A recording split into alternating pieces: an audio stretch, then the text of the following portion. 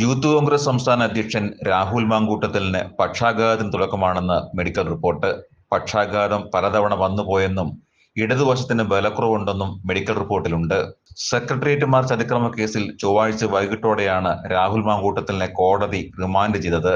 രാഹുൽ നൽകിയ ജാമ്യ ഹർജി കോടതി തള്ളുകയായിരുന്നു. 14 ദിവസത്തേക്കാണ് രാഹുൽ മാങ്കൂട്ടത്തിലിനെ റിമാൻഡ് ചെയ്തിരിക്കുന്നത്.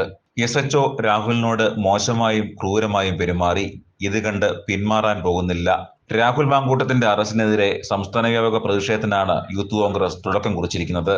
14 ദിവസത്തേക്ക് റിമാൻഡ് ചെയ്യപ്പെട്ട രാഹുൽ ഇപ്പോൾ പൂജപ്പുര ജയിലിലാണ്. വരും ദിവസങ്ങളിൽ സംസ്ഥാന വ്യാപകമായ ശക്തമായ സമരത്തിന് പദ്ധതിയിട്ടതായി youth congress vice president Abin Varkey അറിയിച്ചിട്ടുണ്ട്.